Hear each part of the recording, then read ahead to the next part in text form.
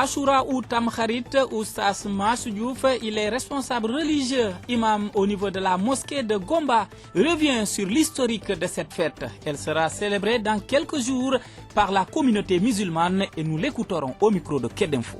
Achoura, on peut vous expliquer comme le prophète faisait paix et salut sur lui. Le prophète a quitté Mecque pour aller à Médine. Lorsqu'il est parti, il a trouvé les Juifs se gêner le jour d'Achoura. Il a demandé pourquoi vous faites ça. Il dit que parce que ce jour-là que Dieu a donné victoire Moïse sur Pharaon.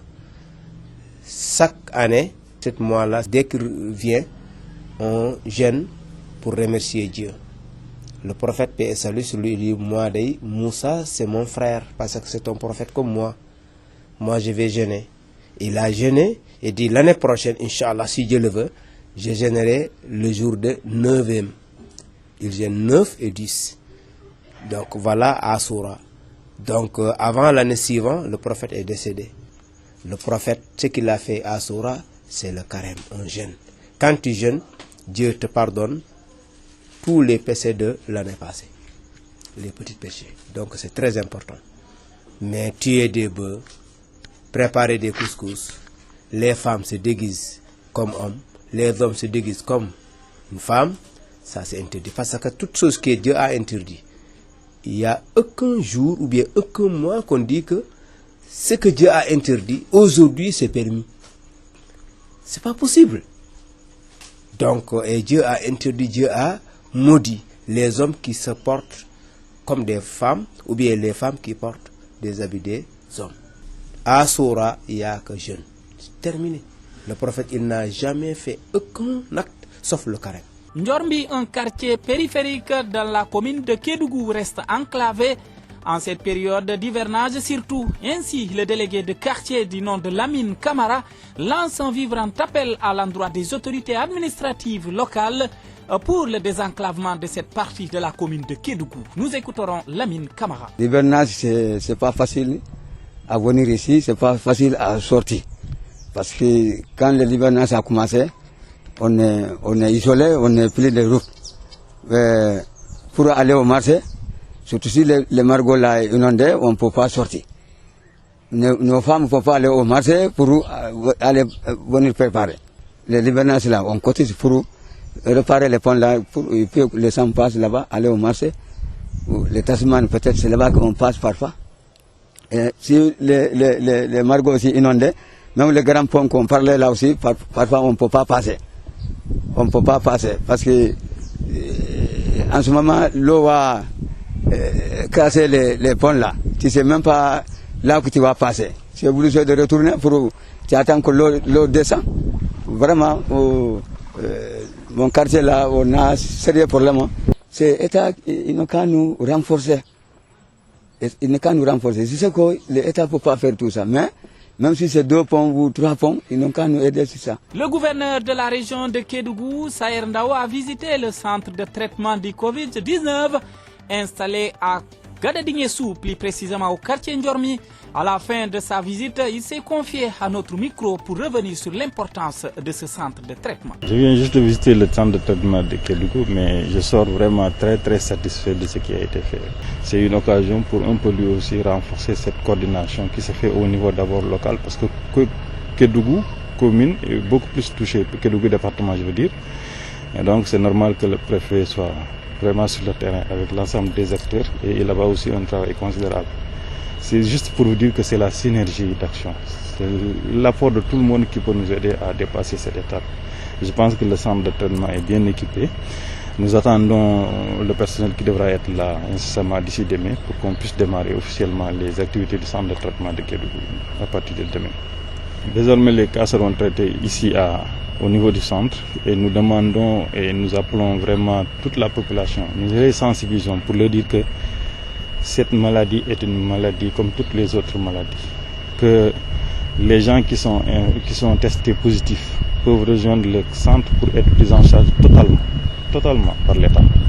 Donc l'intérêt pour rejoindre le centre, c'est que vous aurez les techniciens qu'il faut, les spécialistes qu'il faut, mais aussi la prise en charge est gratuite, c'est-à-dire la prise en charge se fait par l'État. Voilà donc l'intérêt. Et là, le suivi est mieux assuré. Et on ne met pas en danger les autres membres de la famille. Donc nous rappelons encore une fois et lancer ce message à l'ensemble des populations, qu'on sache que les techniciens de santé sont là pour un peu préserver la santé des populations, les accompagner pour un mieux-être, mais aussi il faudrait aussi qu'eux, ils participent à cette quête perpétuelle de bonne santé. Et c'est ensemble que nous allons régler ce problème-là. Le centre là est pour eux. Et je pense que tous les cas qui ont été testés doivent être ici au niveau du centre. Maintenant, il faut comprendre que le centre a des capacités limitées. Et c'est les techniciens de santé qui devront faire vraiment le tri pour savoir quels sont les cas qui sont beaucoup plus urgents à être pris en charge à ce niveau ici. Mais pour le reste, le suivi à domicile continue à faire des résultats. Mais l'idéal est que le médecin va décider et on verra comment s'y prendre. Le docteur Danfara, médecin du district sanitaire de Kédougou, a expliqué le fonctionnement du centre de traitement du Covid-19 dans la région de Kédougou, au quartier Ndjormi. Il est au micro de Kédinfo. Le malade sera suivi, donc tout ce qui est besoin, alimentation, changer, faire le nursing, c'est le personnel qui sera à l'intérieur qui va le faire. Donc les accompagnants, une fois qu'on part récupérer le malade, on pourra quand même les renseigner journalièrement sur l'état d'évolution de leur malade, mais ils ne pourront pas accéder au niveau du centre. Parce que c'est un centre, vous voyez que c'est bien calibré. Il y a une zone rouge où le personnel, quand il entre, il est obligé d'être en tenue, c'est-à-dire équipement de protection individuelle. Et la zone verte, où c'est les logements, où le personnel doit se déshabiller et se débarrasser de ses équipements. Donc il n'y a pas de place pour un accompagnant. Ça aussi, c'est vraiment une communication que nous allons faire à l'endroit des accompagnateurs, que ce soit les parents. Leur dire qu'une fois que nous venons récupérer leur malade, il n'y a pas de possibilité d'accompagner le malade au niveau de ce centre. Ça, c'est pour vraiment limiter les risques de contamination au niveau communautaire. Bon, vous savez, ça, c'est très difficile de suivre des cas. Aujourd'hui, la région enregistre 97 cas et 4 décès. Donc, je pense que les gens doivent plutôt suivre l'actualité et ce qui se dit et essayer de protéger les personnes âgées qui sont chez eux. Dans le cadre de la lutte contre le coronavirus ou Covid-19, la mairie de Kédougou a remis un important don de masques et de gel hydroalcoolique au Badjenougo, mais aussi à l'association des pionniers et pionnières Albouri Ndiaye de Kédougou pour une vaste campagne de sensibilisation qui a démarré en cette période. Nous écoutons Sori Sissoko qui a porté la parole de l'APAM. Écoutez bien, entendez par là l'association des pionniers et pionnières de Albouri Ndiaye dans la région de Kédougou. Madame le maire, quant à elle, Astou Diagne Cissé, premier adjoint au maire de la commune de Kédougou, a tout simplement salué ses gestes, mais aussi est revenu sur l'importance de ce don aussi important. Nous écoutons Astou Diagne Cissé. Mes mots seront des mots de remerciement. Parce que des jeunes qui se lèvent pour faire des VAD sécurisés, pour sensibiliser les jeunes, nous ne pouvons que saluer et appuyer. C'est pourquoi la commune de Kédougou a donné un lot de 500 masques, du gel et une enveloppe pour appuyer ces jeunes à mener des VAD sécurisés, à sensibiliser les jeunes, à sensibiliser nos parents sur la Covid-19. Nous savons tous que cette maladie est une réalité maintenant à Kédougou. Auparavant, il n'y avait pas de cas à Kédougou, mais maintenant on a noté même des décès. C'est pourquoi il est impératif de sensibiliser la population pour qu'ils se mettent dans la tête que cette maladie est une réalité.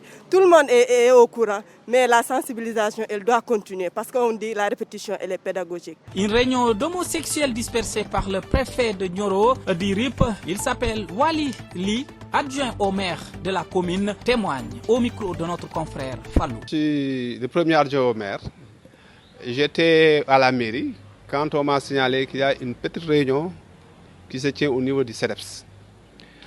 Mais mon informateur m'avait dit qu'en principe, ça doit être les homosexuels, l'association des homosexuels de Nioro, qui tient une réunion au niveau du CEDEPS.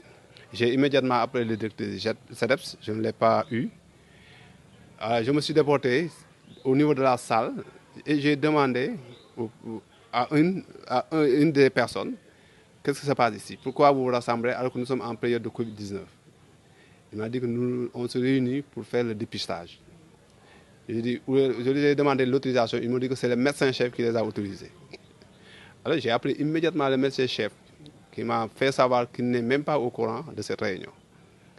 Mais mes informateurs m'ont fait savoir que ceux qui sont là-bas sont des homosexuels parce qu'ils habitent à Nioro et dans des quartiers bien déterminés. Immédiatement, j'ai averti le préfet, et le commandant et la gendarmerie est venue à récupérer la feuille de présence et les a dispersés. Voilà en gros la situation. Mais ils étaient là avec l'ANCS. Effectivement, ils ont confirmé que c'est une association d'homosexuels qui vit à Nioro. C'est des gosses de Nioro qui nous ont demandé de venir faire le dépistage à ces personnes-là. Donc la situation, vraiment, à mon avis, est très grave si aujourd'hui, c'est des fils et des enfants de Nioro qui sont là à visage découvert et qui font de l'homosexualité. Vraiment, en tout cas, c'est un peu surprenant. C'est un peu surprenant. Donc il faudra que les gens réfléchissent encore, s'ils les voient des moyens de les sensibiliser davantage sur le mauvais chemin qu'ils sont en train de prendre. Le ministre de l'Agriculture et de l'Équipement rural a effectué une tournée dans la région de Ziguinchor pour constater de visu l'état d'avancement des travaux de réhabilitation du barrage à Fignam. Sur place, les populations n'ont pas manqué de lui soumettre les différentes doléances auxquelles il a promis d'apporter des solutions. Nous écoutons ici le compte-rendu de Moussa Ndao. Dans le cadre du programme de relance de l'économie sénégalaise, le PAP 2 ajusté et accéléré. Pour le volet agriculture, nous allons encore vraiment mettre l'accent sur la mécanisation. Et quand je dis mécanisation, ça veut dire du labour jusqu'à la récolte. Évidemment, cela suppose des tracteurs, cela suppose des moissonneuses, des batteuses, des décortiqueuses, etc., etc. En tout cas, ça, ce sera un des points centraux de notre politique d'ajustement que nous allons opérer au niveau de l'agriculture. Polémique autour de la sortie fracassante de Thierno Alassane Sall et de la publication de son livre intitulé Protocole de l'Élysée dans la banlieue des partisans de l'Alliance pour la République APR et la République des valeurs RV se livre à une bataille d'opinion, chacun de son côté essaye de crédibiliser son mentor. Voici les réactions dans ce reportage de Ibrahim Khalil Djemé, notre correspondant du côté de Guédiawaye.